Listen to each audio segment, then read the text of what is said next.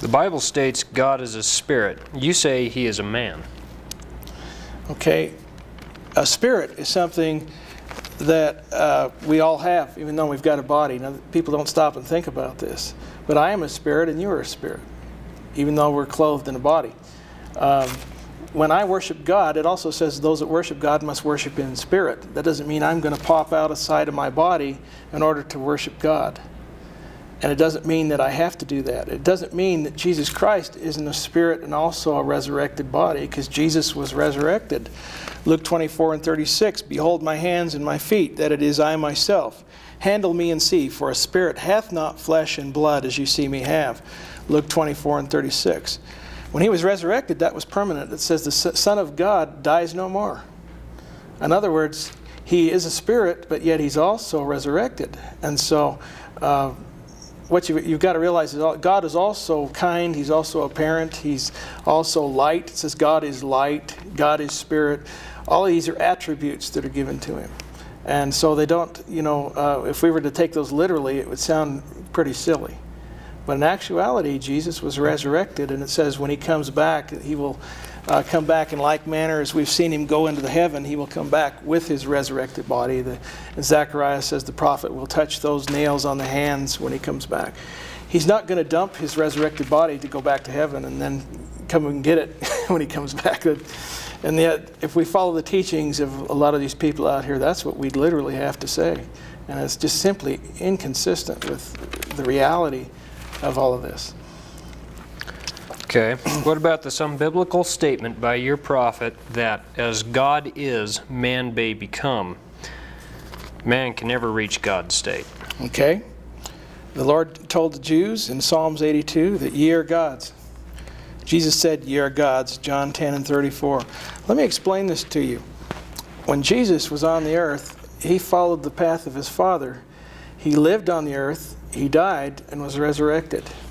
He also felt pain like all of us do. He felt all of the things and went through all the things that we do except sin. He had no sin. But at the same time, he lived a mortal existence. But once he was resurrected, he became perfect in resurrection. And it said at that time, all power on earth was given to him after his resurrection. Before that, he was saying, call none good. My Father is the only one that's good. I only do the things that my Father does.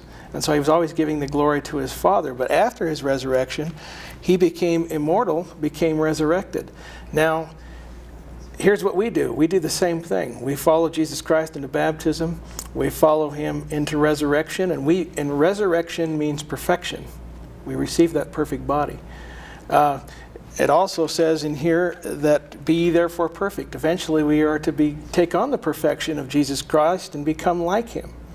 And so if we follow Jesus Christ into resurrection and become as perfect as the Father, which Jesus commanded us to do, wouldn't we become as perfect as God eventually? You see, would God stand for anything less than perfection for us? Would he only want us to go part way? Isn't God going to perfect all of his creations? Yes. He's not going to take them a limited amount. He says, I'm going to take you right through the same process Jesus went through. As man is, God once was. Jesus was once in the form of a man. He suffered pain. But he was resurrected and became immortal. He became God. You see, and we are to follow that exact step-by-step process. And that's what it's all about. And see, they try to make this sound blasphemous, like we're the New Age movement, but the New Age movement believes that we already are God. We believe the Bible where it says that we will become, that we are in the process of perfection. And in this earth, none of us are gods, except that we're called by the name of God when we follow his Son. And so, he that overcometh the world, it says in Revelations 21:7, will inherit all things. Everything that God has, we will inherit. He that overcometh will sit with God in his throne, Revelations 3:21. We will eventually be given God's power, his priesthood, and everything that he has, according to Revelations 3:21. And they don't want people to look at that and read it, but that's what it says. And we can't really go into denial about it.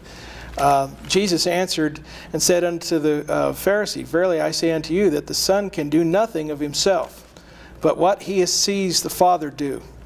For what things soever the Father doeth, these also doeth the Son exactly likewise. St. John 5:19. In other words, Jesus seen his Father go through resurrection, through this life with pain and going through all of the mortality and then going on to resurrection. He says he does nothing of himself except that he's seen his Father do the exact same thing. And so you see, this is a process that even God has gone through according to the Bible. This is not Mormon doctrine. This is St. John 5:19. That Jesus, everything he did, his Father did, and then he wants us to do it. And that's clear, so clear that when you really look at it, it just opens up, you know, like an explosion to you. You can just see it. He, God, is the God of spirits, of all flesh, Numbers 16 and 22. We were all his spirit children. Shall we not much rather be in subjection to the Father of spirits, even God in heaven? Hebrews 12 and 9. Paul writes, For this I bow my knees unto the Father of our Lord Jesus Christ, of whom the whole family, now get this, the whole family in heaven is named. What is the family name? God. So it's like this. In Ephesians 3 and 14, it's just like this. If you had 20 people in the Anderson family sitting over there, and you said, will the one true Anderson please stand up? And you had 20 people stand up, not one of them would be lying, because they would all be Anderson. They would all be of that family. And God is not a substance without material. He is a family unit, and we are all his children, and so therefore he's trying to unite the family into a oneness. That's in Ephesians 3 and 14, for we all are his offspring, Acts 17:28. Jesus tells his followers to be one, even as he and the Father are one. Now this doesn't mean that the apostles and all of us are going to climb in one skin, body, and become one great big huge God. It's not a physical oneness, it's a spiritual oneness. And we can all be, the apostles, when they became one with Christ, did not become one big blob. They were still separate people, but yet they were one in love and one in unity. And this is the kind of oneness that the Scriptures is talking about in John 17:21. And they try to make it one in substance, but that's the wrong definition in the dictionary. Constantine in the Roman Empire looked it up in the dictionary, and he pulled out the wrong definition of oneness. He said it was a oneness of cohesiveness, like this table here. It's not. It's a oneness of unity. And there's so much cooperation to that it really gets people confused. But it's really actually very plain. When you accept Christ and return to being God's child again, what is your family name? Your family name is God. So it's not blasphemous to say that you belong to the family of God. You know, and so that's kind of the rap we get, but it doesn't really hold up here. Okay. Why does the LDS Church allow people like Mark Hoffman to manipulate Mormon history? Why didn't the church know about it? Mark Hoffman was a guy that very successfully created a document that even the experts couldn't see through. He used pneumonia and chemicals in order to age a piece of paper and make it look like 18th century or 17th century paper.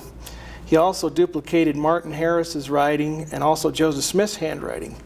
So exactly that it was very convincing to everybody that he had found a Mormon document, that he had found something that could be tantamount to doctrine in the church. But in reality, he had faked it and lied, and the general authorities did not cover this up. This became very wide news that this came out. And yet it was something to make it look like Joseph Smith was into black magic, that he had a talisman, and that he had a white salamander devil come to him, and yet all of this was created to create sensationalism. And yet as it came out, he was a murderer. When his sister-in-law was going to tell on him, he set a bomb in her house and blew her up, because he didn't want the general authorities to find out what she knew. And so at the same time, he decided to cover himself up more and make it look like the general authorities were after him. So he put a bomb in his car and parked it by Temple Square and got out of his car. And he had all the documents in there in a suitcase, and he was going to walk away from the car at a distance and then set the bomb off and blow the car up. And then he could say to the papers and the people that, hey, look, the Mormon church tried to get rid of me. And yet what happened when he got out of his seat, his fanny hit the side of the car accidentally, and it triggered the bomb, and it blew up, and it blew him straight up in the air. And for some miraculous reason, he lived, and they got in the car, and the suitcase was completely untouched. You talked about an act of God. They opened the suitcase and there was all the documents that he'd faked. And, you know, his fingerprints all over the bomb and everything. And so, actually, there's been a lot of guys like this in church history. He's just one that got caught, that are trying to pose something that the prophet said into the general history. Years ago, that happened in American history. You had falsified American history, George Washington smoking marijuana. A lot of these things, people believe, have been added in by ghostwriters who are trying to give people an excuse not to believe that our founding fathers were good people. There's been people all through church history who have tried to create excuses for people to not believe that Joseph Smith is a prophet, and they didn't get caught. And yet some of them have got caught, and Hoffman's one of them.